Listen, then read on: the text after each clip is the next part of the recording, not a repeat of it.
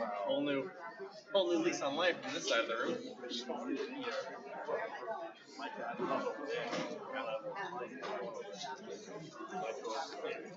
Yeah, it's a whole thing. So we try to spread. With the Hibernian, say, don't you? Okay. What? I didn't say anything.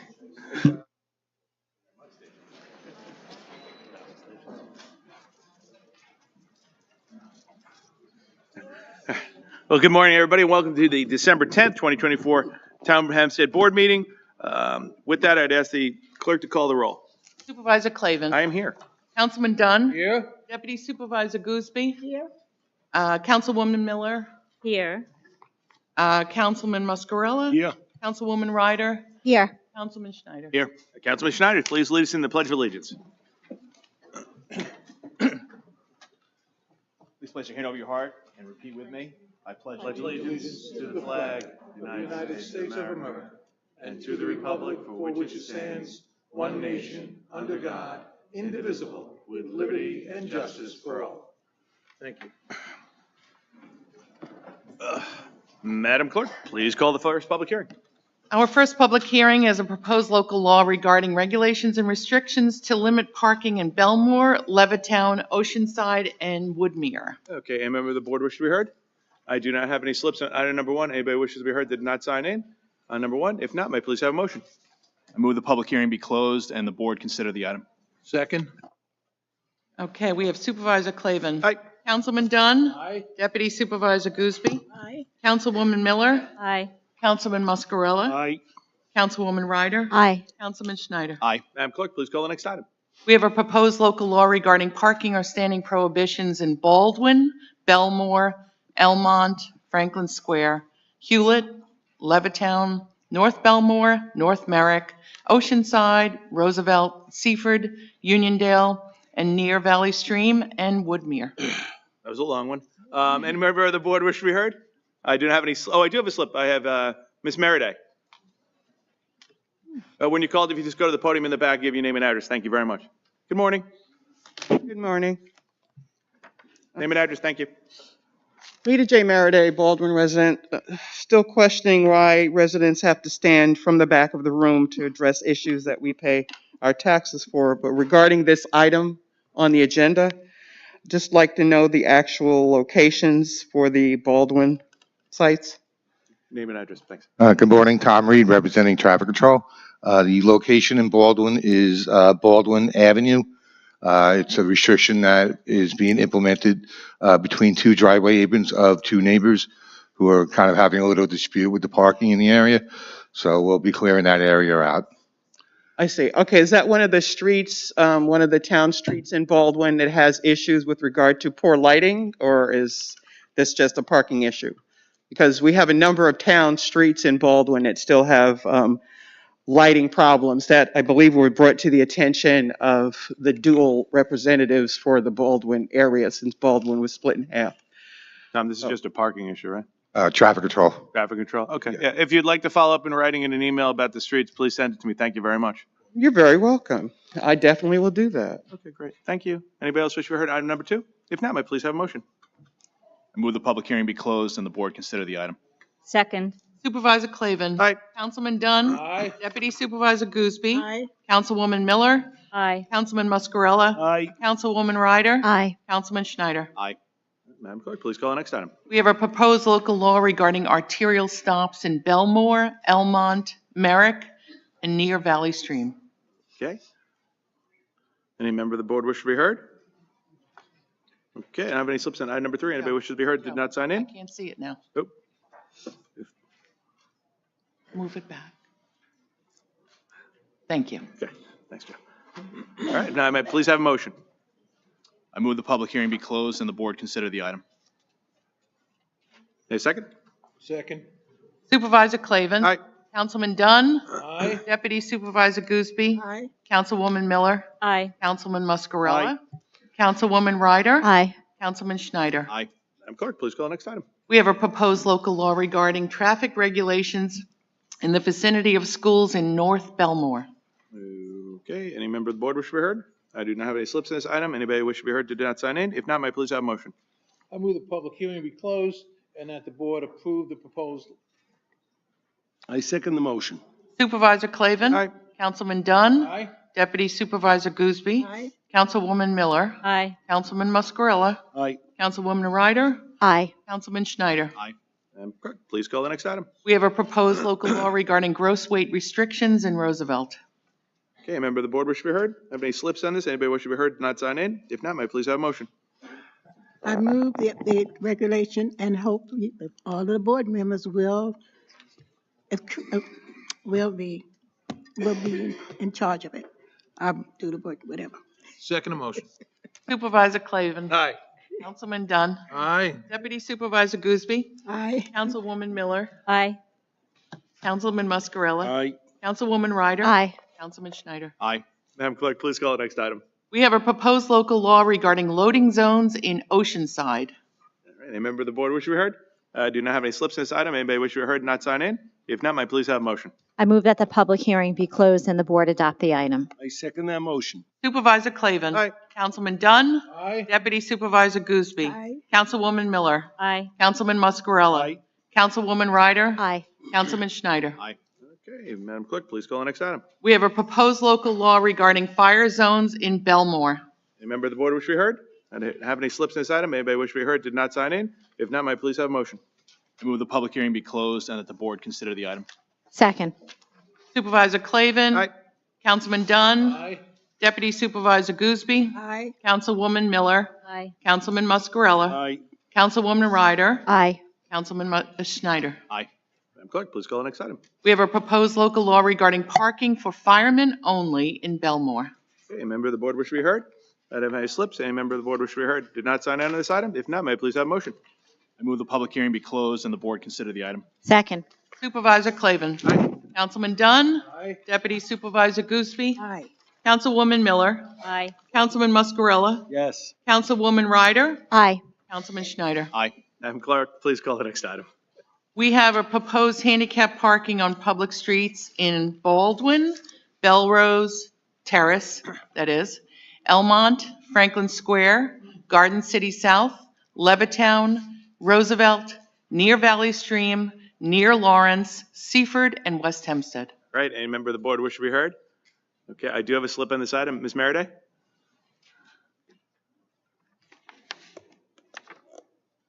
Again, Meta J. Meriday, Baldwin resident. The locations for Baldwin, actually locations for Baldwin and Roosevelt, and again, with notation that we still have unlit streets in Baldwin that are town roads. Yes, Tom Reed representing traffic control. Again, the location for the handicap parking is for a resident on Howard Place.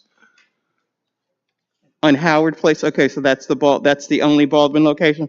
That's the Baldwin location, yes. The parking restriction will be implemented in front of their home for handicap parking. Okay.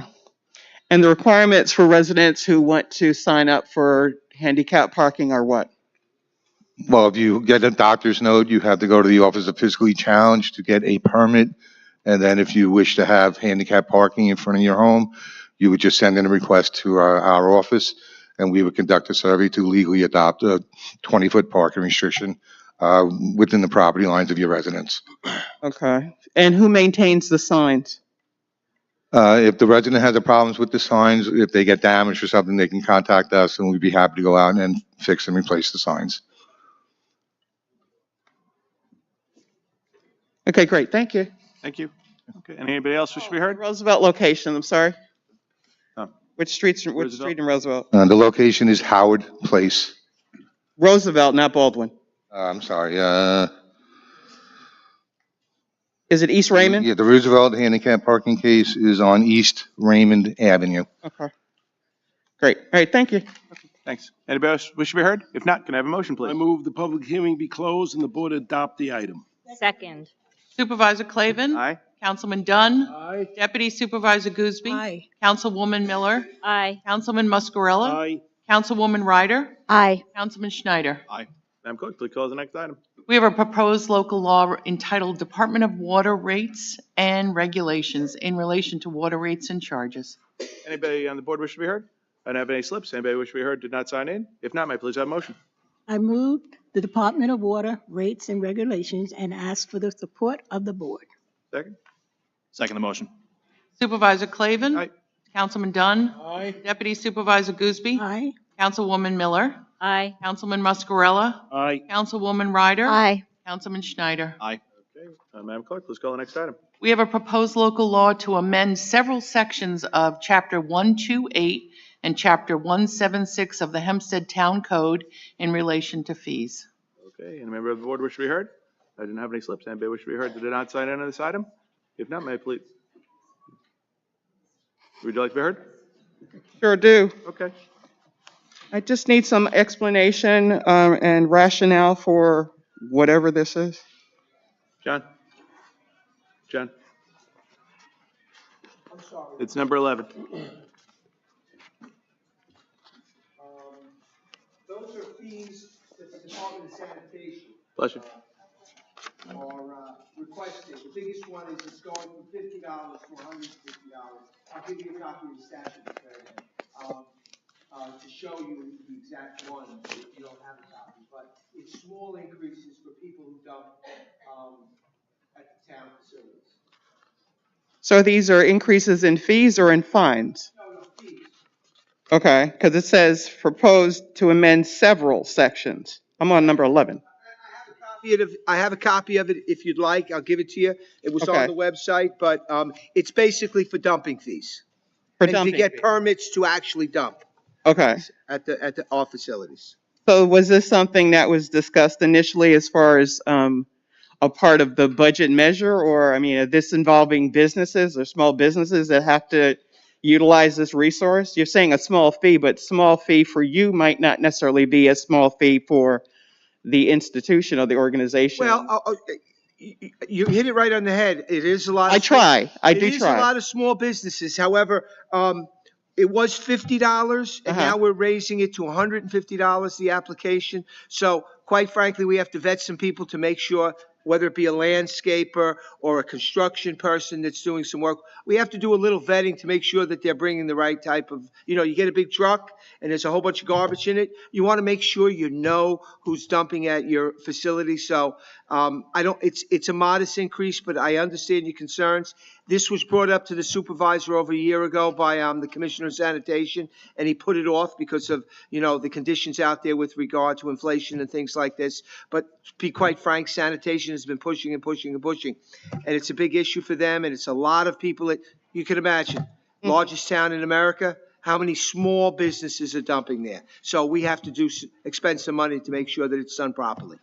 Right, or we can consider other ways to kind of reduce how we're getting rid of our waste and using more conservation aspects that we don't necessarily adopt in the town until it's much later. Other areas still have a large volume of dumping and waste removal that they do a better job at removing. But I would definitely appreciate a copy of the statute. If you all are going along with it and folks are leaving in droves or losing their homes, there's nothing I can say about it. Thank you. Okay, anybody else wish to be heard? If not, may I have a motion? I move the item and ask for the support of the board. Second the motion. Supervisor Clavin. Aye. Councilman Dunn. Aye. Deputy Supervisor Gooseby. Councilwoman Miller. Aye. Councilman Muscarella. Aye. Councilwoman Ryder. Aye. Councilman Schneider. Aye. Madam Clerk, please call the next item. It is an item to consider authorizing the Town of Hempstead Sanitary District Number 6 to sell at auction surplus machinery and equipment. Okay, anybody wish to be heard in this on the town board? I don't have any slips. Anybody wish to be heard? If not, may I have a motion? I move the public hearing be closed and the board adopt the item. Second. Supervisor Clavin. Aye. Councilman Dunn. Aye. Deputy Supervisor Gooseby. Councilwoman Miller. Aye. Councilman Muscarella. Aye. Councilwoman Ryder. Aye. Councilman Schneider. And Madam Clerk, please call the next item. We have a proposed increase and improvement of the East Meadow Water District. Okay, a member of the board wish to be heard? Okay, nobody slips this item. Anybody wish to be heard? If not, may I please have a motion? I move the board approved the item. I second the motion. Supervisor Clavin. Aye. Councilman Dunn. Aye. Deputy Supervisor Gooseby. Aye. Councilwoman Miller. Aye. Councilman Muscarella. Aye. Councilwoman Ryder. Aye. Councilman Schneider. Madam Clerk, please call the next item. We have the application of Matone Group Raceway LLC et al. For a PUD master plan review and approval for premises known as 1250 Corporate Drive in Westbury.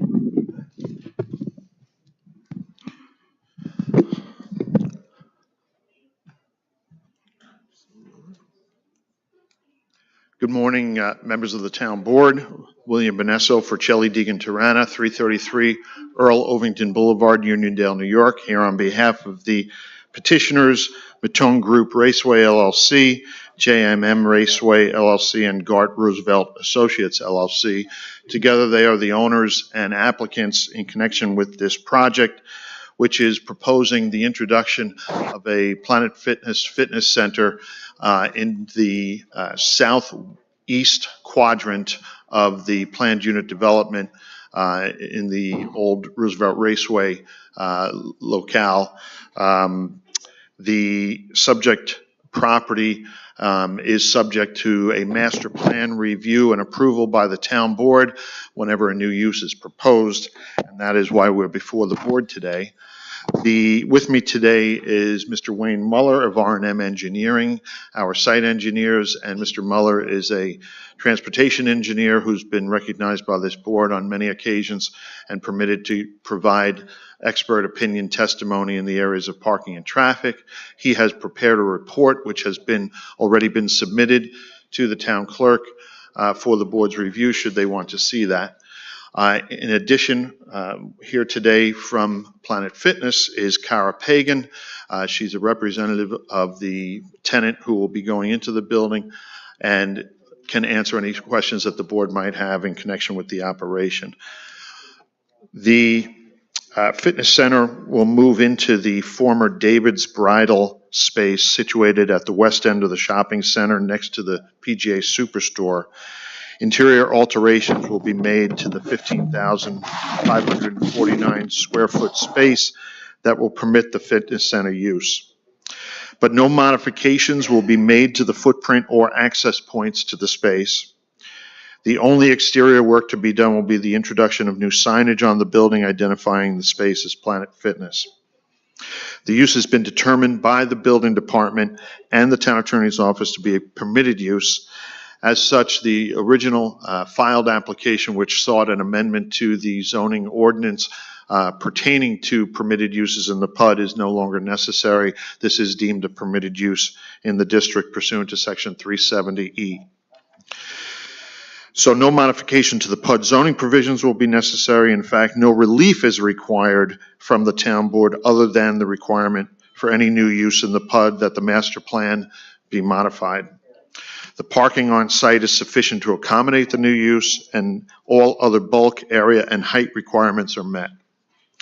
While Planet Fitness advertises a 24/7 operation, this center is actually intended to operate like that only during the weekdays. The facility will open at 5 a.m. on Monday morning and be open 24 hours through Friday at 10 p.m. On the weekends, Saturday and Sundays, the facility will open from 6 a.m. to 9 p.m. The busiest times of the facility will be early morning and late afternoon and evenings. According to Planet Fitness, the peak times for members to be present are from 7 a.m. to 9 a.m. and from 4 p.m. to 8 p.m. during the week. On weekends, the peak times will be from 7 a.m. to 10 a.m. During these times, it's expected that 35 to 50 members will check into the facility per hour. The average time there for a member is about 45 minutes.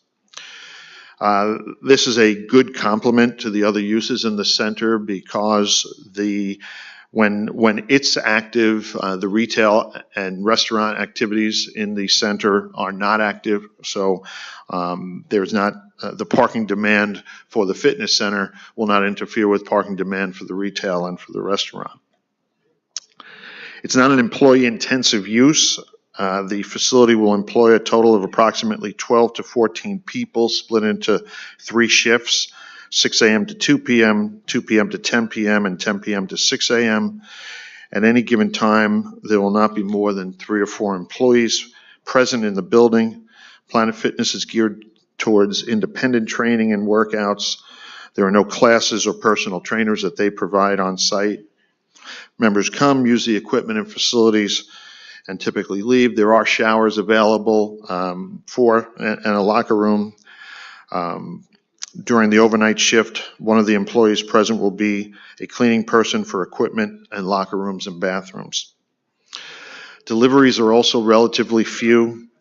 The drinks sold at the facility are supplied by Pepsi, and deliveries occur once a week.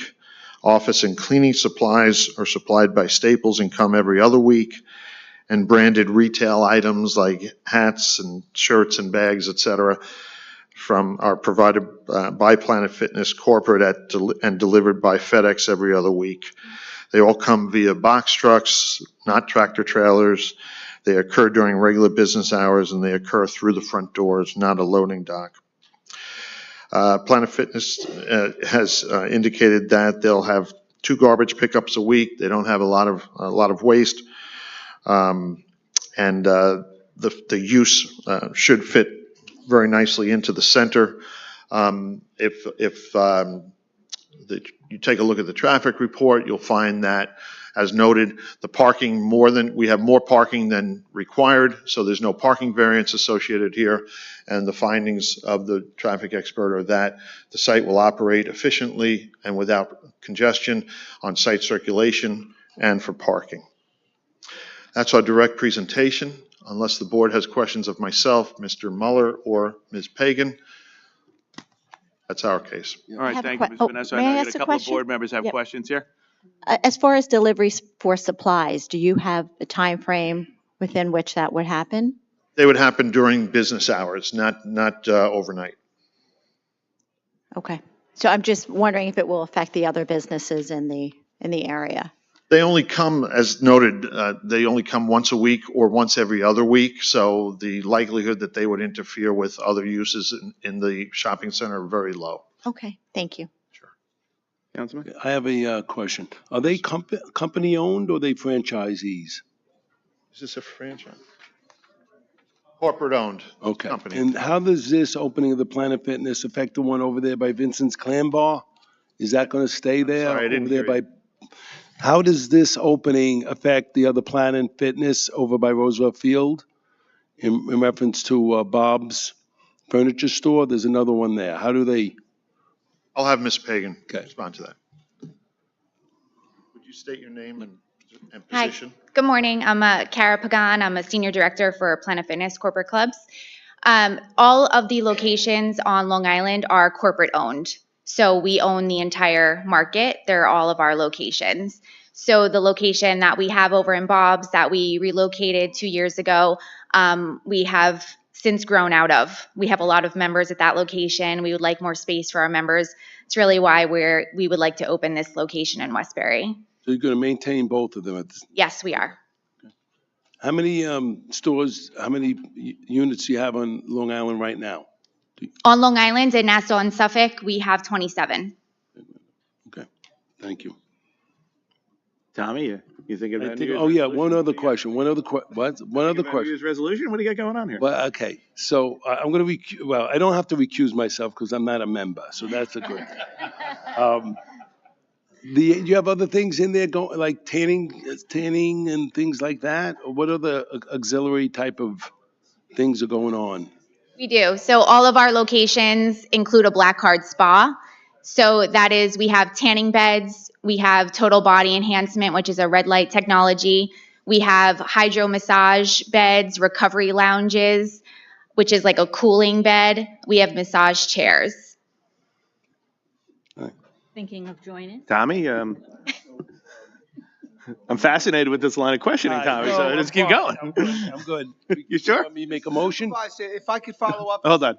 If I could follow up, because some people in my office had some questions. You mentioned the tanning beds and things like that. I'm assuming you're going to have what a regular gym has with regard to, treadmills and things like that, ellipticals, the Stairmasters, things like that. Absolutely. Okay, how many machines are you going to have?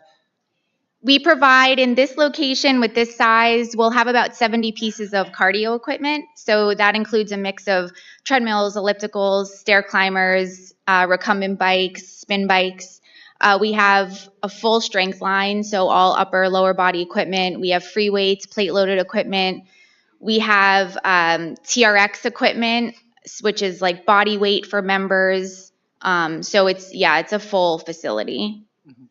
Okay, and I'm sorry I missed it. Your hours of operation? Our hours of operation here will open Monday at 5 a.m. We're 24 hours through the week. We'll close Friday at 10 p.m. Then on Saturday and Sunday, we'll be open 6 a.m. to 9 p.m. And your busiest times? Typically busiest times, and I went based off of the Carl Place location that we have, just trying to give the best idea. 7 to 9 a.m. is the busiest during the weekdays, and then after work hours, of course, 4 p.m. to 8 p.m. On the weekends, we're typically busiest 7 a.m. to 10 a.m.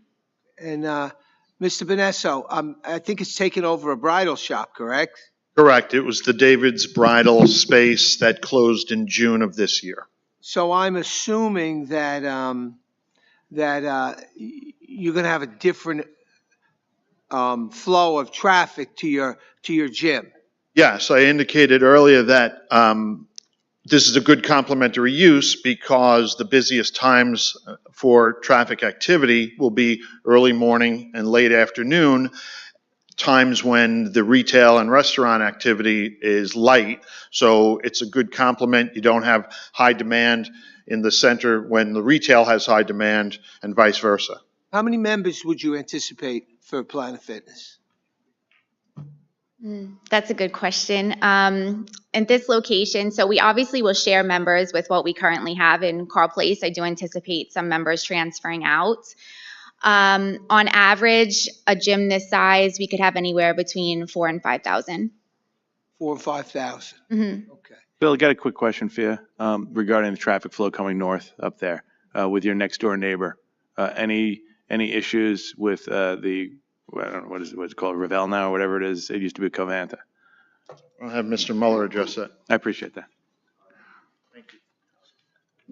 Good morning. For the record, Wayne Mueller, R&M Engineering, offices at 50 Elm Street, Huntington, New York.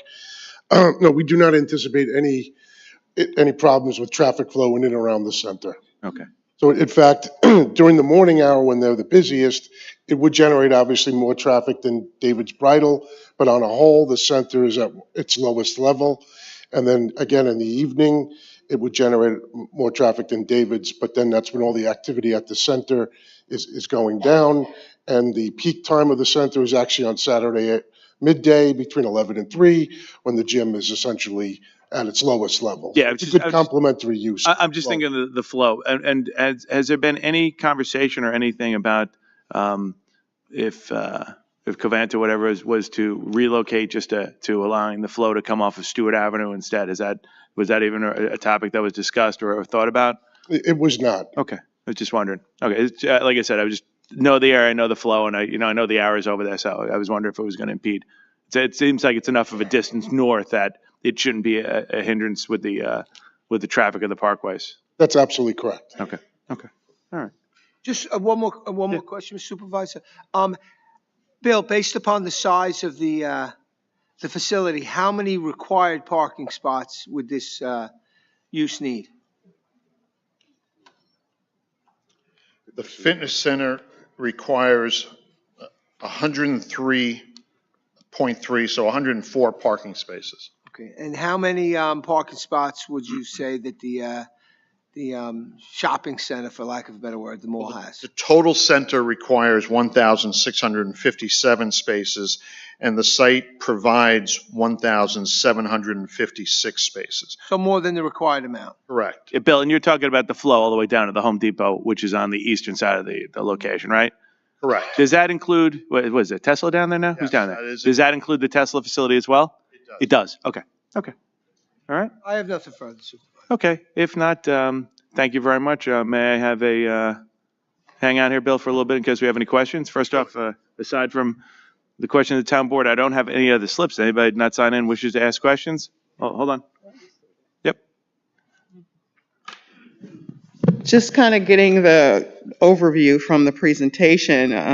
you all might have more information, but again, since this impacts the public, potentially in a huge way, if certain other considerations take place that will further clog up Meadowbrook Parkway. Issues of security. I heard somewhere there between maybe 3 to 6 employees for the number of participants. What are the safety measures that will be in place for the clients, either within the facility or external to the facility? Health supports. A lot of people may think they are more fit than they really are. Do you have the AED requirements there, support, CPR, the training capabilities for those who will be in the facility? And again, handicap access. So what are the particulars for that? The handicap parking, accessibility for people with a variety of different challenges. And just again, how are you impacting the community overall as far as being corporate, your community partnerships and your outreach to the community, young people. With 3 to 6 jobs, I don't really see where you can have room for anyone to maybe intern or things of that nature. But again, those would be my initial questions, just from trying to get a rehash on something that I don't really have any documents. And secondarily, we have, again, all of these wide screens, and it'd be nice if residents could see some of these presentations when we come to these meetings ahead of time, so we can get a better idea of what's going to be going on in the communities where most of us live closer to, that you all make decisions about. So that's where I am. Thank you. Bill, you and your team? Yeah, absolutely. I'd love to address your questions. So I also this may ease your mind a bit, or any residents. I've worked for Planet Fitness for 20 years. I grew up in this company, and I started working at a location out in Hampton Bays. And now I oversee all of our corporate locations, which is 271 as of right now. So ease your mind that we do a lot in the community. We are heavily involved in the community as much as we can be. We love to participate in community events to obviously promote our business, but to involve community members. We hire from right within the community. So we will hire all of our team members that live right in the area, and we will have a total of anywhere from 12 to 14 on our team. So again, we very much love to be embedded in our communities, and we do that in all the states that we operate in. So security measures, we are a 24-hour facility, as you stated. Inside our facility, we do have security cameras in every inch of our building as they're allowed, obviously. We have panic buttons located throughout our facility for our team to use in case of emergencies. We have safety procedures. We follow all of the state, county, town regulations that we're required to. So safety evacuations, all of that. We are extremely prepared when it comes to our team member safety. Certainly our number one priority, as well as our member safety. So like I said, it's a 24-hour accessible facility. And we are fully staffed. So again, if there was an emergency inside or directly outside of our facility, there would be someone there to take care of it. We do have an AED. We require certification and renewal certifications for all of our team members that are in the facility. And we do have trainers on staff there to be able to help and assist on equipment if needed. And I presume you satisfy all ADA requirements in connection with Absolutely, all ADA requirements. So going into our facility, inside the facility, our parking requirements, I'm sure we fulfill with handicap spaces right in the front of the building, as we always do in all of the locations. Thank you. Mm-hmm. And I'm sorry, how many employees did you indicate that you would have? We'll most likely have anywhere from 12 to 14. Thank you. Mm-hmm. Bill, anything else you want to add to that? That's it, Mr. Supervisor. Thank you. Hey, Bill, a question for you regarding the development of the traffic flow in the area with all the proposed concepts of development in the area. All these changes were submitted to the county, so they're aware of it with their with whatever review they're doing right now. Is that right? This does not require 239 F, review, because there's no modifications being made to the site. So the county really hasn't looked at this because it's not changing curb cuts, it's not changing access points or anything to that effect. Okay. Maybe as just a courtesy, you know what, maybe you guys could send a letter to them. Sure. So it's part of their record, that the residents will feel confident to know that it was reviewed. No problem. Because like I said, people, do just that. want everybody to feel like everything's included. Is that fair? That's fine. Okay. All right. All right. Any board, any other questions? If not, may I please have a motion? Before I make my request to the board, just so you know, there's two things at play here, and I want the board to remember that. It's Christmas time, and there's a lot of gift giving going on out there, and there's a movement out there, as per RFK, to make America healthy again. So I am now going to make my movement, I move that the public hearing be closed and the board accept the item. I second the motion. Supervisor Clavin. I will only make and join in this motion, Tommy, if you commit after the first of the year. You and I have a weigh-in, and we go for a 90-day healthy commitment of eating and getting in shape and exercise. Not at this facility because we're doing a vote on it. No offense. It sounds like a great facility. Tommy, are you willing to make that commitment? Game on. Okay, so I'm going to make a motion with that. All right. That's a move right there. That's a yes. I wouldn't normally thank a board member for a movement, but in this case, I'm very appreciative. Oh, Bill, you know what? Maybe you want to join us. You can tell. I'm teasing you. All right, so I'm going to vote yes on this. Wait, did we? No, we did get a second. Dorothy second. All right, Supervisor Clavin. Aye. Yes, Councilman Dunn. As long as I don't have to. Aye. Take a stand, Dennis, that's good. Deputy Supervisor Gooseby. I will say yes, as long as Tony, he does not forget what he promised. Councilwoman Miller. Aye. Councilman Muscarella. Aye. Councilwoman Ryder. Aye. Councilman Schneider. Aye. Thank you very much. We look forward to it, and we'll see you April 1st. All right.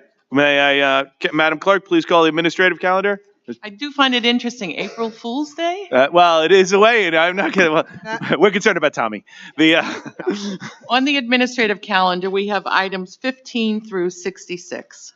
Mr. Supervisor, I would like to amend for clarity, Resolution 58 and the copy of a copy of the next list. Mhm. I've given it to all of the town board members. Okay, thank you very much. All right. I have one speaker signed in, a town board, which should be heard in the administrative calendar. If not, Ms. Meredith? Mr. Supervisor, I Yep. think we need a motion Separate? to amend the The separate? resolution, yes. Okay, ahead. so can I have a motion to amend number 58 on the administrative calendar? So moved. Second. Supervisor Clavin. Aye. Councilman Dunn. Aye. Deputy Supervisor Coosby. Councilwoman Miller. Aye. Councilman Muscarella. Aye. Councilwoman Ryder. Aye. Councilman Schneider. Okay. Now, back to the administrative calendar. Any member of the board wish to hear in the full administrative calendar? I have a slip in from Ms. Meredith.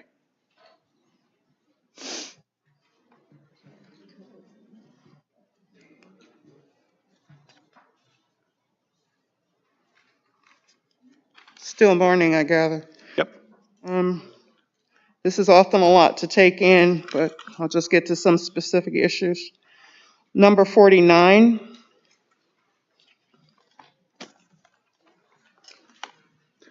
Real quick, I'm hoping that we can continue to incorporate evening meetings with this session, but I'm also asking for the amount of flyers that are sent out for various things, Passport Day, Rake a Leaf, that we also broaden the scope as far as promoting these actual meetings for residents to ideally increase that participation. It almost seems like you don't want people to come to the meetings, but you want them to know about, well, definitely important, raking that leaf or driving through a park.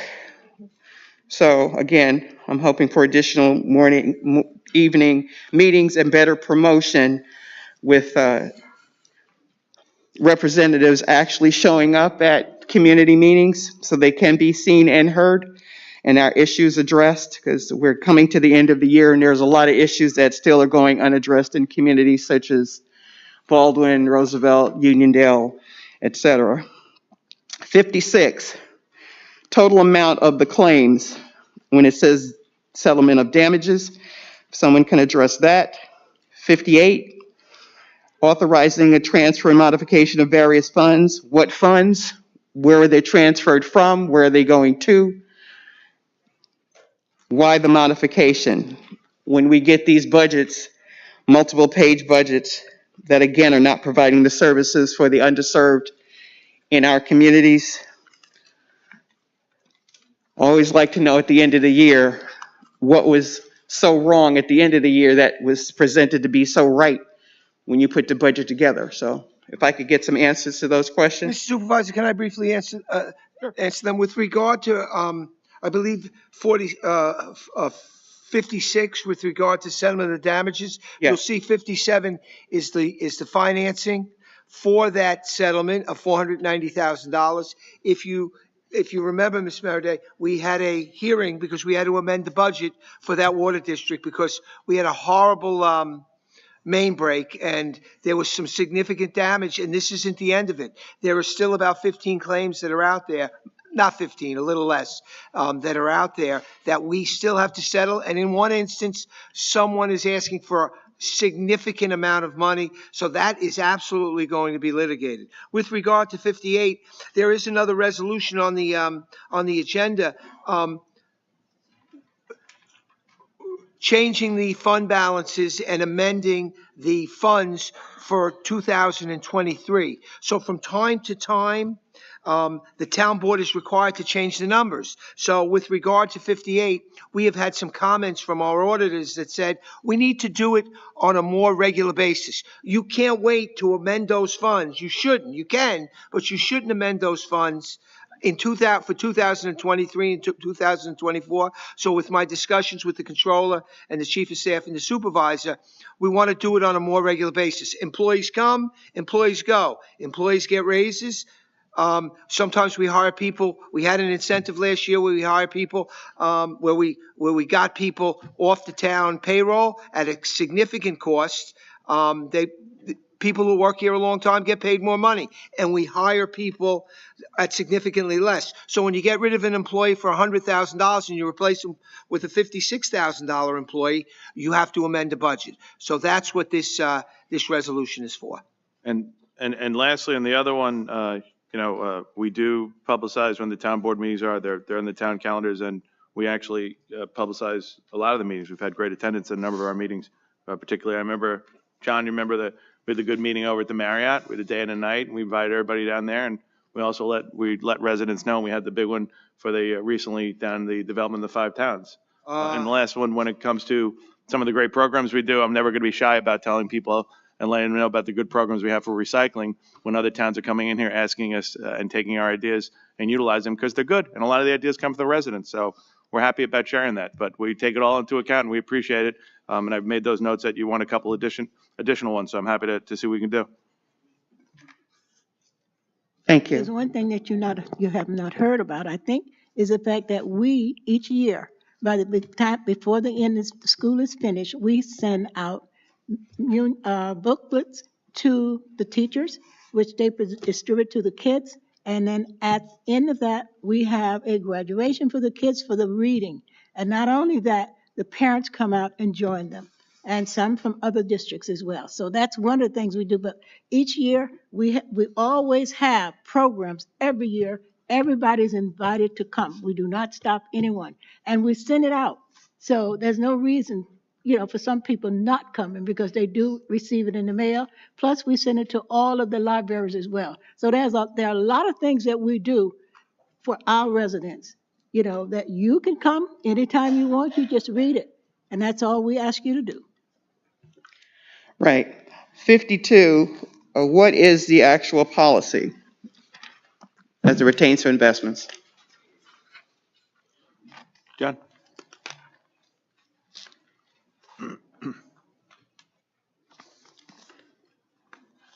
Good morning, Supervisor Town Board, John Mastro Marino, the treasurer.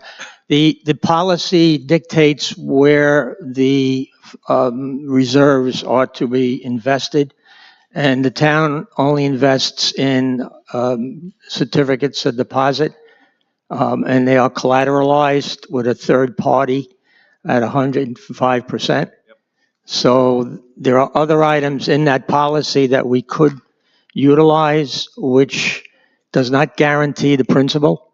Federal securities, for example, which do, the value goes up or down with the interest rates. So our investment policy at the town is strictly involving overnight funds and idle funds on certificates of deposit. And who exactly is involved with the review process for the policy? The supervisor has delegated that to me as part of the resolution and is my responsibility. It's just you? You don't have a committee, a task force, advisory council? I have people in my staff that we review constantly that there is adequate reserves with the bank, with a third party, and we get a notification from the bank from the third party. So it's me and my staff as the supervisor has delegated it. I see. Thanks, John. Right? 39 and 40.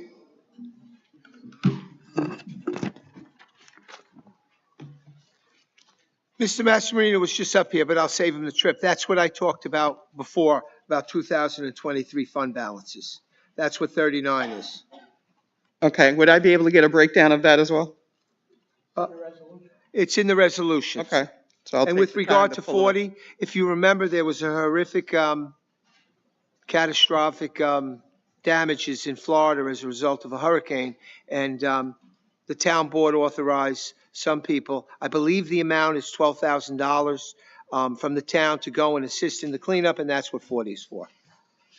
Okay, and have we bolstered our own efforts because we are, still, we're still vulnerable in our own area? But lastly, before my time is up, I'm hoping that the rezoning that impacted Inwood, that may not be resulting here, is not going to impact Baldwin in the upcoming developments. Thank you. Thank you, Mr. Meredith. Anybody else wish to be heard in the administrative calendar? If not, may I please have a motion?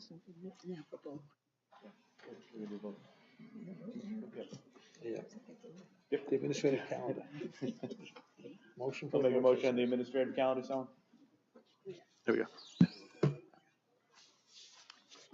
You ready? Yep. Okay, I move that we accept the calendar and determine that it is over. We're going. Second. And that would be items 15 through 66, including number 58, which was amended by a prior vote. Thank you very much. That's right. Second on that, yes. All right, Supervisor Clavin. Aye. Councilman Dunn. Aye. Deputy Supervisor Gooseby. Aye. Councilwoman Miller. Aye. Councilman Muscarella. Aye. Councilwoman Ryder. Aye. Councilman Schneider. A motion to adjourn? I move that we adjourn. Second. Supervisor Clavin. Aye. Councilman Dunn. Deputy Supervisor Gooseby. Aye. Councilwoman Miller. Ladies and gentlemen, hold, you don't, ma'am, the meeting's not over yet. Okay? Please. Councilwoman Miller. Aye. Councilman Muscarella. Aye. Councilwoman Ryder. Aye. Councilman Schneider. Okay, now that the formal portion of the town board program is over, the town board will remain to listen to the comments of residents that have come today. We'll start with Ray Aurora. Mr. Supervisor, may I make a comment, please? I just want to mention that Deputy Supervisor Gooseby and myself, we have worked very diligently to get lighting installed on Adele Place in Baldwin at the requests of the residents in that area there. I thought it was important to mention. And since you did, I should also say that Baldwin has asked us to help them as far as their, wonderful place that they have with all of the, with the society, with the museum. Yep. And we are going to help them. Yes, so. we are. Yep. Thank you. Good morning. My name is Ray Aurora. My address is 3712 Terrapin Place in Seaford. First, Mr. Supervisor, members of the board, I wish you all a very Merry Christmas, Happy Holidays, Happy New Year. This is not the biggest issue in the world, but I live in Seaford Harbor. Perhaps Councilmember Schneider knows this issue going on with the water plant. It's not the biggest thing, but there's this noticeable smell that I think we all know about, and perhaps you've commented on this in the past. I don't know, Supervisor, but to the extent you can help with this, I know it's not your fault. I know it's not the town's fault per se, but first of all, my wife keeps yapping about it, and I really appreciate it if you guys could do something about it. But besides that, I'm concerned about property values and that type of thing. So it's not the biggest thing, but anything you can do to help with that, I greatly appreciate. Thank you. Okay, you got it. We'll follow up. Ray, do me a favor, just drop me an email so I can follow up on that one. You got it. Thank you. Ray, I'm sorry to interrupt you, Supervisor Ray. Can you do the same? Yeah, Me? please. Thank you. Ms. Meredith?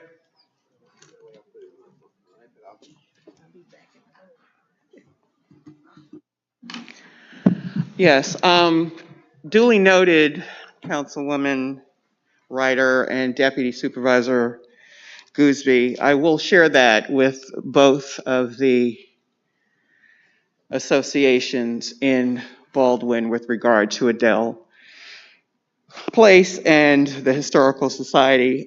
We are hoping, ideally, that we can get support and funding from the town to address and outline and identify all the town roads in Baldwin that have lighting issues. That shouldn't be just my responsibility, hearing about it at a meeting where there was no town representation 2 months ago. But your comments were duly noted.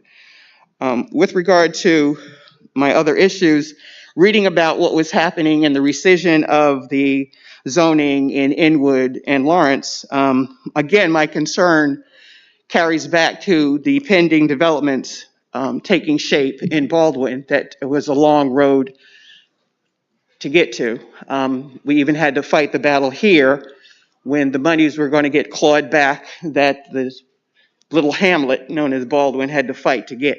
So I'm hoping, and it's, guess it's not on the record now, but it's out there in the atmosphere, that Baldwin residents will be on alert to watch for any delayed reports in Newsday that those zoning properties and projects will not face the same target that is impacted, maybe positively or negatively, in Inwood. So we will see how that goes. There's the indirect discussion. I believe Mr. Lasquandro, I don't ever want to say anybody's name wrong, but he was at the county yesterday with regard to the paperwork, the volume of paperwork that's being reviewed for the draft of the environment impact study with regard to the casino and its detrimental impact despite heavily funded Sands propaganda to the contrary.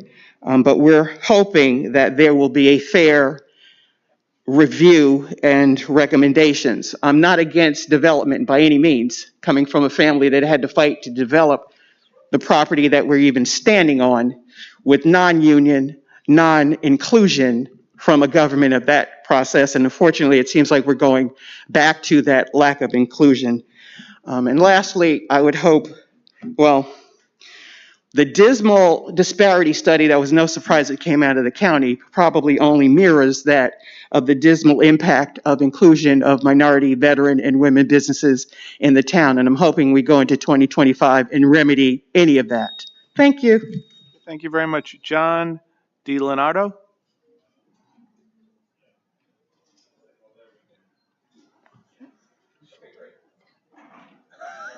Good morning. Name and address, please. Thank you. Hi, John DiLeonardo, 95 Linda Lane West in Riverhead. I run Humane Long Island. Notorious animal exhibitor Larry Wallach's lawyer, Stephen Politi, has sent my nonprofit a cease and desist letter threatening us on behalf of Billy Berman and Goldman Animal Alliance.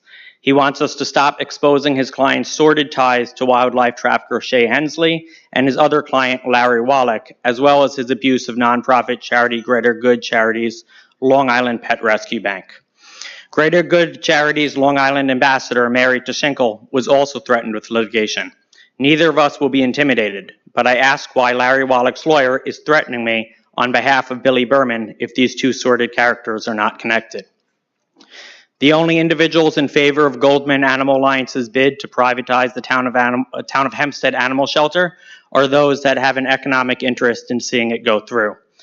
Diane Madden told me personally that she was offered a role in the shelter if this bid was approved. She even attempted to bribe me with a position on an oversight committee if I didn't oppose the bid.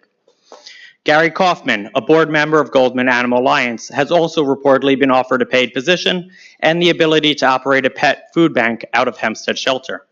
This sounds fine until you learn that he too was banned from Long Island's Pet Rescue Bank for allegedly selling food and merchandise meant for the needy on the Facebook Marketplace.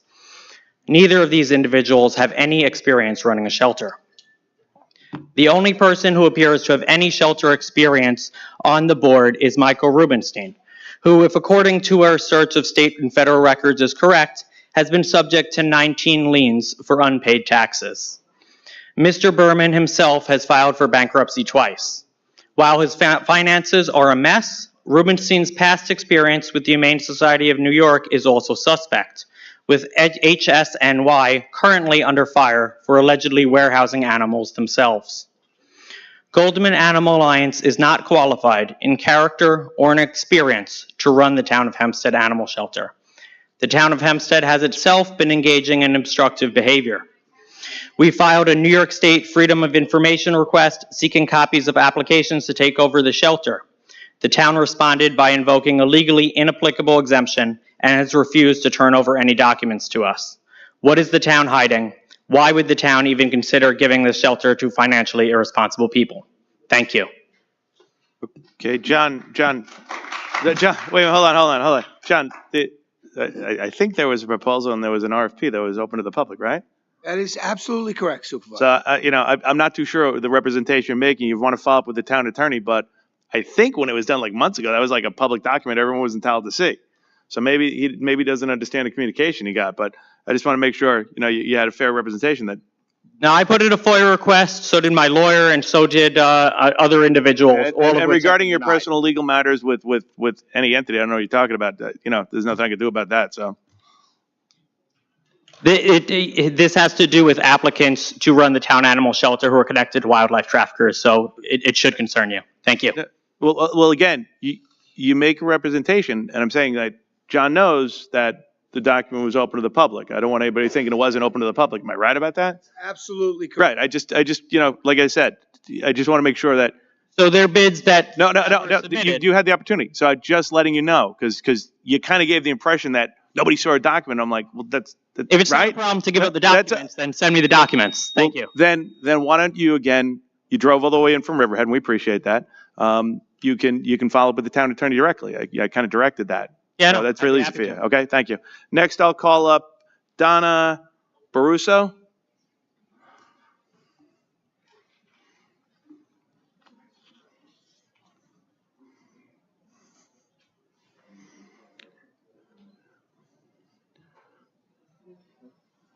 Good morning. If you name and address for the record, thank you. Donna Baruso, 60 Stephen Drive in Plainview.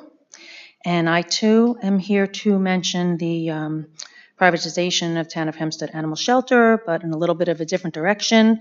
I just would like to go on record that I'm against privatizing the Town of Animal Shelter, and I'd like to urge you to deny William Berman and Goldman Animal Alliance's bid to privatize the shelter. We all know that these decisions usually come down to money for both sides, and I would like to ask all of you that when it is time for you to vote on this, you take a little different approach and you think about the animals in the shelter. You think of risk versus reward. You think about, let's face it, these are just two little things I printed out this morning. Everybody knows the history, the stories, the facts, the myths, the truths, the lies. It's all public knowledge. It's happening right in our town, the county next door in Suffolk County, so everyone can go look it up. And you can decide what you think is true or not. We're not the court. But risk versus reward. So here's the animals. So you have, if you guys decide to grant them the bid, picture all of them standing out in front of you, the dogs, the cats, the good ones, the not so good ones. What would you say to them? Why would you say you granted this group to privatize? How could you look them in the eye? Or will you sit there looking at your coffee cup, looking at the ceiling, and saying, oh yeah, this is a good thing, don't worry, this is a good thing, would you really believe it? They need us. They can't come here to the meeting and talk to all of you. But we're with them. I don't work in that shelter, but I work in a nearby shelter, and we take care of the animals. And I think that before all of you decide what you want to do, whether you grant them with their history, like I said, you know their history, take a trip to the animal shelter. Maybe you guys should do a field trip. And all of you go inside the cages, and I'm not saying this to be funny, I'm saying it to be serious, and sit in there and wait. Wait for your food, wait for your water, wait for your medicine. Wait for someone to say, oh, you're a good dog, you're a good cat. Oh, don't worry, someone will adopt you. And everything you need, everything, food, water, blanket, medicine, is given from someone on the other side of that cage. You can't go to the bathroom, and if you went inside your cage, someone has to come and clean it for you. So which group do you want taking care of you? Do you want the people that are in the animal shelters now? Like I said, I work at a nearby one, but I know a lot of the people in the town shelter. Do you want them taking care of you? Or do you want this Billy Berman, Goldman Alliance group taking care of you? You're in that cage. Everything you need is from whoever's on the outside. So think about that before you vote and before you decide if you want to give it to this group or not. Thank you. Okay, thank you very much. Next I have Michelle Oder.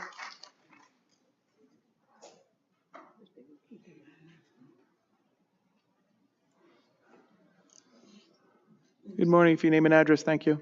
Morning, Michelle Oder, 757 Bixby Drive in Baldwin.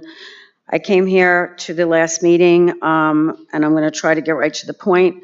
I brought up some very concerning and alarming concerns about the project that this town board approved for 2283 Grand Avenue in Baldwin, with the developer being Gregory DeRosa and his company G2D.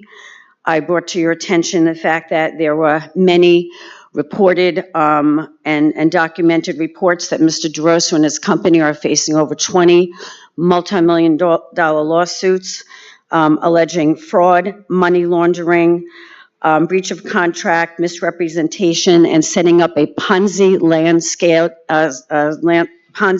scheme.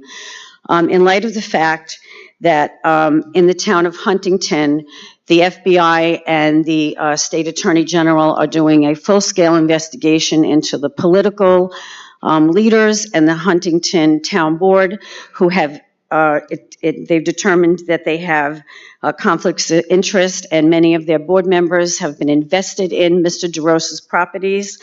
It only stands to reason that given the serious allegations and lawsuits surrounding this developer, which this town of Hempstead has had dealings with, that it would be prudent for this board to suspend any further actions on the 2283 project until certain questions have been answered and been made public. Specifically, a comprehensive investigation into any and all relationships between the town of Hempstead, any investors, anybody involved in this project.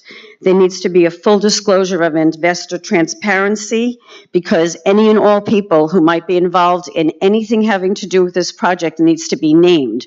There are unnamed investors in this 2283 Grand Avenue project, and this needs to be transparent and it needs to be exposed. Immediate suspension of any negotiations, transfer, or further approvals related to this project until answers have been made. It is really necessary that we have a full and comprehensive investigation by the Ethics Committee, by the Nassau County District Attorney, and I'm going to tell you that a petition is going around Baldwin. We already have over 150, 200 signatures. With the holiday and all right now, it's going to be a little difficult, but this is going to continue to be circulating. So really, we need to appeal to this board to look at the seriousness of this nature. Gregory DeRosa, Philip Foote, who is his attorney, G2D, are being, there are hundreds of articles that are out there, and this board rushed through an approval. What was the scrutiny of the project?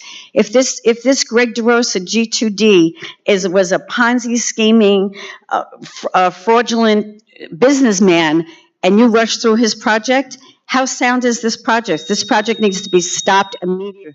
Thank you very much, Ms. Oder. Next I have Marcia DiTieri.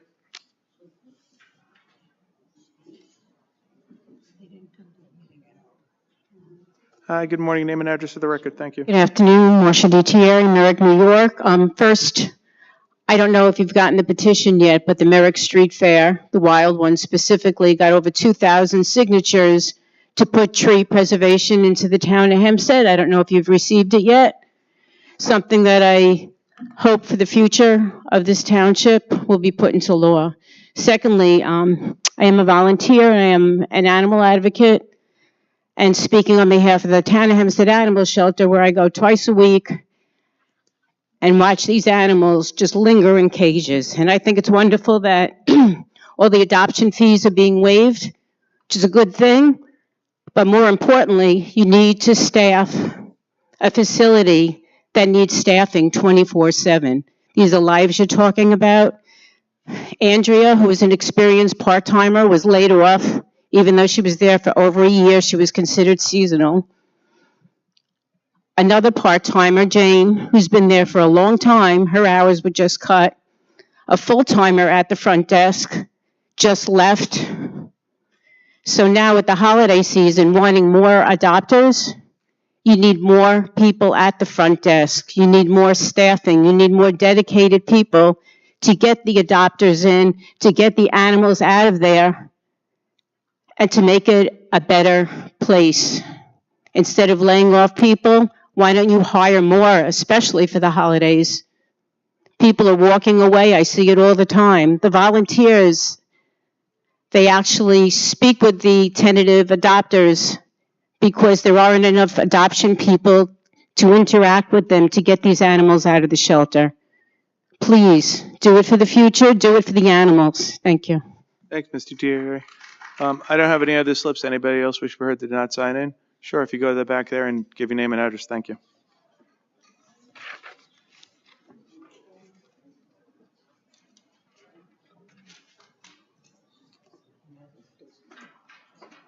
Hi, Hillary Flanagan, Belmore, New York. Good morning, Supervisor, Town Board. I wish you all a happy holiday this season. Thank you. While I know still not on the agenda, I wish to follow up regarding the discussions of privatization of the Town of Hempstead Animal Shelter with Golden Animal Alliance. To reiterate, the information that was sent to the Chief of Staff clearly not only shows that none of the board members have any experience in running a shelter of this size, and as a matter of fact, the financial instability and affiliations are clear. I sent further information to the Chief of Staff yesterday, which I'm sure he will communicate with you. I've been communicating with him directly. Again, I wish to communicate our serious goal for better relationships with all of you. We would really like to have you down at the shelter more and interact with us a lot more. We really don't like having come into these meetings to do this.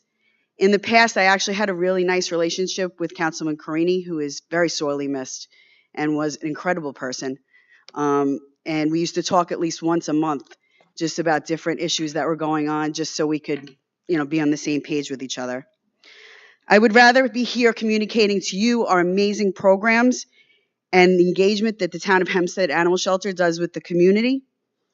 Donations for enrichment for this season have been off the charts. The community has been sending in so many gifts for the cats and the dogs and just everything that goes on at the shelter. We do a bunch of adoption events, which I've sent the calendar to all of you. We would love to have you come to any of those events and participate with us. And I'll continue to send you that calendar. We were recently at London Jewelers, and we're going to be working with a couple of other groups for our humane program as well.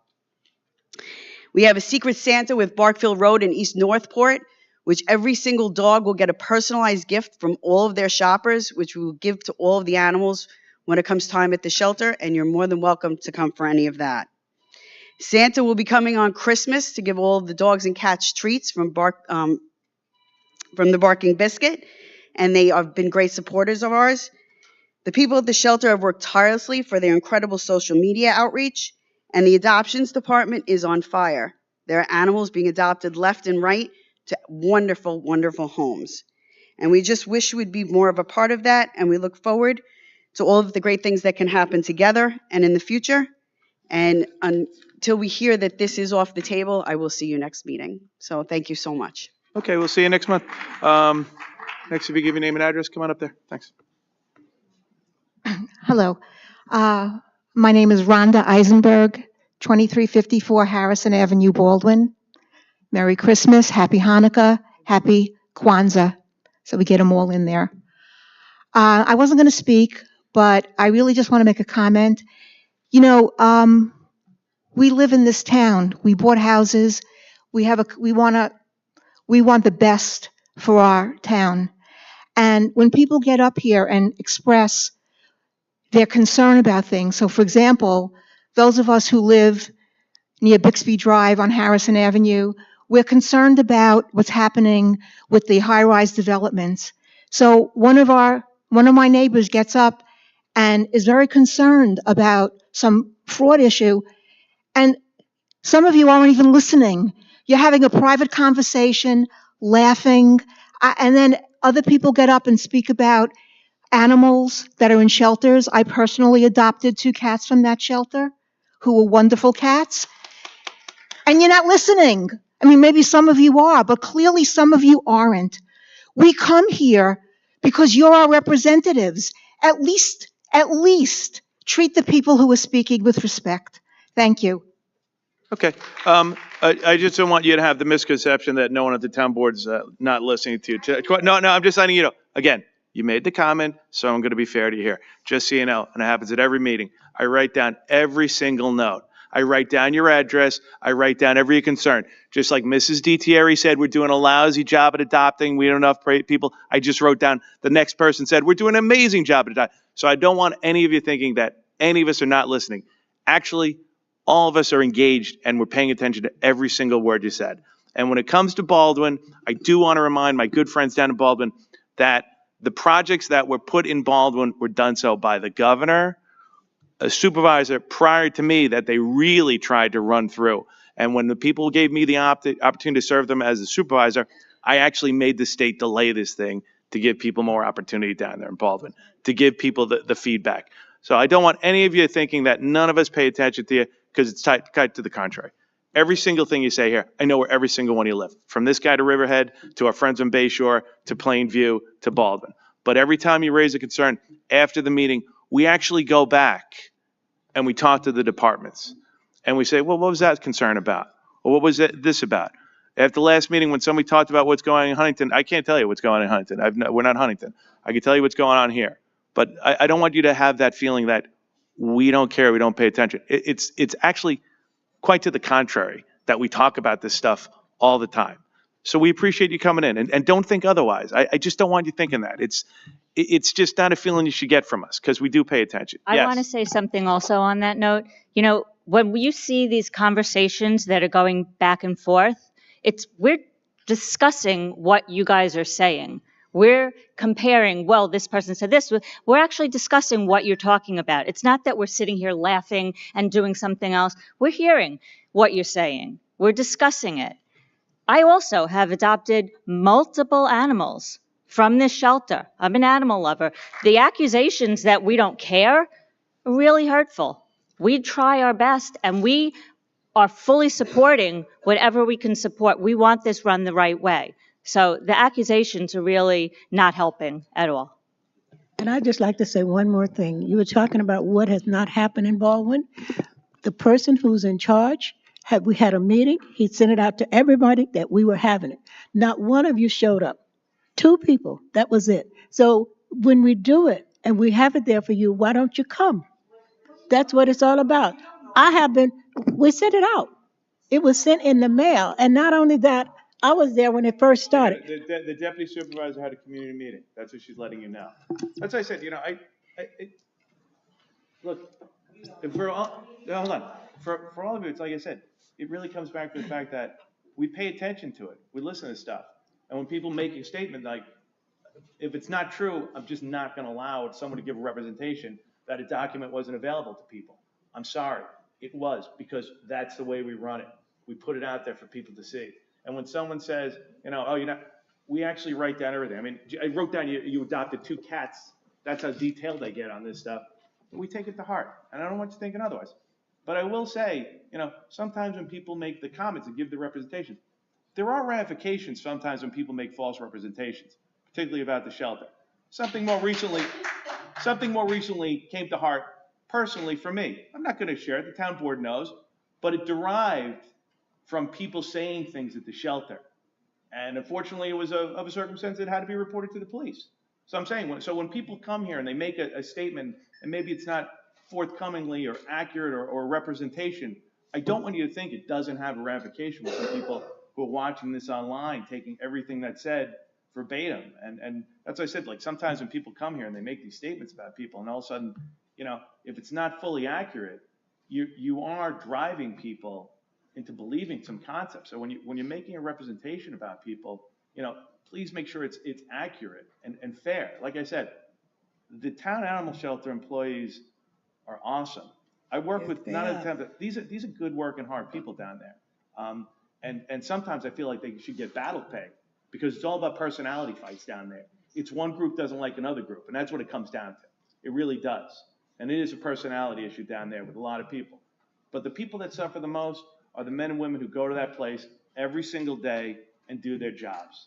And they try and do the best job they can. Like I said, in the last 5 minutes, I'm a little fired up. The last 5 minutes, I had to hear one person say, "You don't have enough staff. You need more person to staff to adopt." 3 minutes later, we've adopted a record number. We're doing a great job down there. What kind of mixed message are you sending to everybody I work with down there?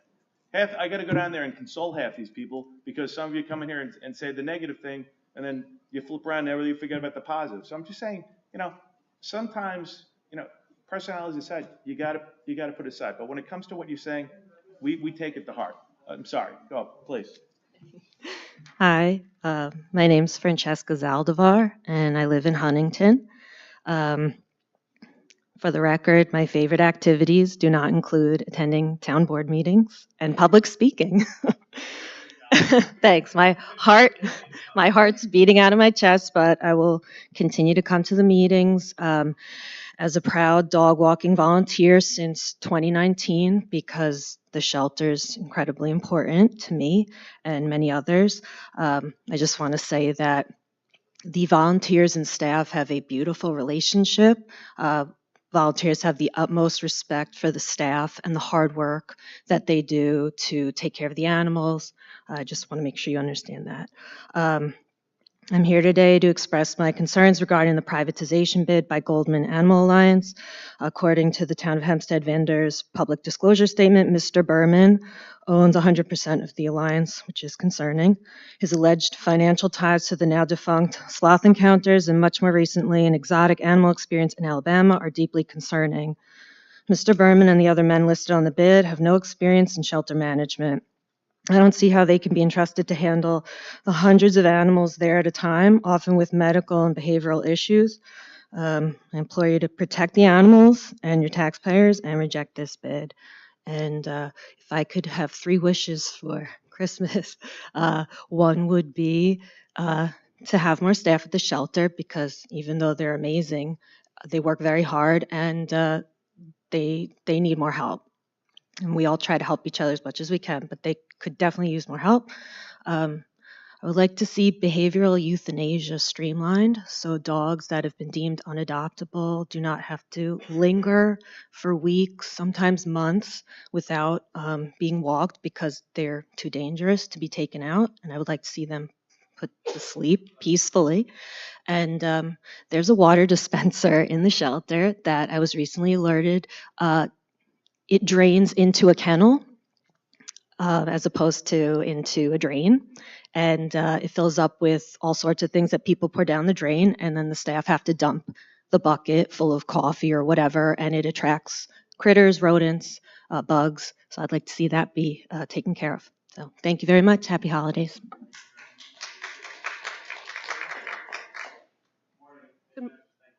Good morning. My name is Elizabeth Skoda. I live in Merrick. I'm here just to speak again, as so many others before me, on the privatization of the shelter. I just wanted to say a few things. I had stuff written and I just can't think of them right now. But one of those important things that I want to mention was that our township is a very large township. We come from all walks of life. And the one thing great majority of us have in common is that we love our animals. We have a love for animals, our own, others, strays. We have a love for animals. That being said, it shows in the shelter. The shelter needs help, but it works. Everyone that works there is not there for the pay. They're not there for the glory. They work day and night to make sure those animals are cared for, and they give them everything and more, and also in conjunction with, forgive me, I'm nervous, I've been wanting to say a lot, but in conjunction with the volunteer staff, they come together and do the best that they can. So for me, it's about motivations. Who is motivated to do what? The people that are there now, they're motivated to do more. I am begging you that you work with them to do more and get those things done. Ask yourselves, what would the motivation of privatization do? It's for profit. How would they make a profit? They wouldn't waive fees. They would charge exorbitant fees to those beautiful pups, those purebreds, but what's going to happen with the mutts? What's going to happen with the strays? What's going to happen with those that are going to take too much money away by feeding them and by housing them? Where is that going to go? It's going to end up in euthanasia, highest euthanasia that we've ever seen, because we are the largest shelter after all, aren't we? And I just would actually beg you to really consider the motivations and work with what you have. It works. It isn't perfect, but it's there, and they want you to come visit and watch the staff. They hardly ever lift their head up. They're always in the pens. They're always working in the kennels. They do the best they can. Work with what you have, because the alternative is you think you're going to kind of absolve yourself of that responsibility if a company comes in and privatizes, but you won't. Things are going to happen, and whatever happens after is your legacy. It's what you're going to be remembered by. And I just, again, like I said in the last meeting, please consider what your legacy will be in the end. I'm grateful. Have a happy and healthy holiday. All right. Any other comments that didn't sign in? Please, you two, please. Good morning, name and address, thank you. Hello, my name is Gina Rodway. My address is 2339 Harrison Avenue. And I'm here to again speak about Gregory DeRosa. I just want to know, did you guys know? I'm asking a question. We know. This is a public session time, and anything that's dealing with Huntington is Huntington's investigation. Mr. Supervisor, I would just say this, okay, with regard to what you're bringing up. Could you stop while We're you're very talking? much Stop my aware of the time. situation, and we're doing the proper investigation of anything going on down there. We're cognizant of what has been read in the newspapers. We're aware of it, and any action that's taken in the future will be properly vetted. 2, 3, 4, 5. I have about 7 different articles concerning them. However, there is no concern about the ceasing and desisting of this particular developer in this situation. Nobody is saying anything like we're not dealing with, we're going to wait. No one is telling us anything. And we see and have all of this. So that's why we're coming to you to ask you, maybe you didn't see it, because that's the impression it leaves with us. Because no one is telling us what is going to occur here, only that we know that this has been put in place and it's going to happen. No one has told us anything else. The other thing I want to mention is that we in Baldwin are not getting communication as you say you're giving us the communication. If one person said it, now I'm saying it, and another person is saying, and we live in Baldwin and we ask, when was this communication?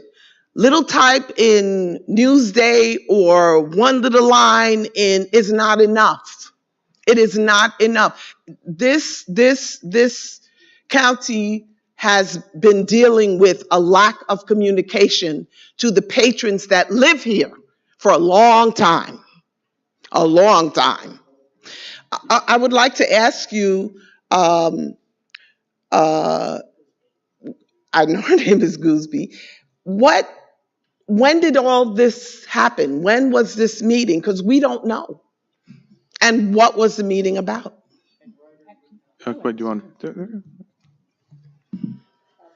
from the beginning, when, when money came down from the You're state. never stopping the clock when you guys talk. Okay, I speak now? it stopped. He would do that. When we first started out with this, I think it was about at least 6 or 7 years ago. Remember when money came down from Albany and we used that money? We had meetings at the school. Were you there? Did you attend those meetings? Those meetings I was not attend. Well, we started at that time. There were quite, any of you here from Baldwin, were you there for this meeting that we had? The meeting when we had it from the state of New York, and they sent me people from here who work for the state to talk to you about all the things that were going on as far as the money and as far as trying to get everything straight out for Baldwin. Because at that time, they had. No. It's, ma'am, so when Miss Meredith, please, Miss Meredith, I can't understand you through the mask. Here's my comment to you, ma'am. When the process started by New York State that was created, this zone, New York State ran meetings at the Baldwin High School. I remember that. That's right. It was prior to me being here, and then when I became supervisor, I remember going to 2 of the meetings down there. I think that's what the deputy supervisors make a reference to, the public hearings that were conducted down there, because it was ultimately New York State that made the recommendation on these projects. If you're not aware, New York State, Miss Meredith, please. Miss Meredith, we're getting tired of you screaming out. I'm having a nice conversation with the woman who's respectful. So New York State made recommendations because New York State had funding, and I think it was $20 million. Well, Ms. Meredith just acknowledged that it was the state that had the money, so that's great. So it was New York State that helped make the determinations for the funding. So New York State is the one that gave the recommendations because they're the ones that controlled the funding, controlled the purse from the governor's office to these developments down there. But she's making reference to those initial meetings that were held by New York State, because what they did at that time, if I'm not mistaken, they had a lot of different proposals, and they were the ones who trimmed it on down. Okay, what was? I'm not going to speak anymore unless she. Okay. With her, I'm not going to listen to you anymore, Mrs. Meredith. Your mother would be very disappointed in you for acting the way you are. Why don't we do this? Instead of Miss Meredith having a thing, ma'am, you've been incredibly polite and a pleasure to deal with. So what I'd love to do with you is I will take your name and number right after the meeting. My assistant Carol, and we'll have a call and we'll have you come on up, and I'll have a meeting with you because you're incredibly pleasant and nice to deal with, an incredibly rational person. We can go through it. Is that fair enough? Thank you very, very much. And apparently Miss Meredith thinks by screaming it's going to help things. Ma'am, so we'll follow up with you. Carol, if you can get Miss Meredith, please. We're tired of you screaming. Then you're done. Okay, listen, ladies and gentlemen, I want to wish all of you a Merry Christmas and a Happy New Year. And for our New Year's resolution, let us all act with dignity and joy for 2025 at the town board. Thank you all very, very much.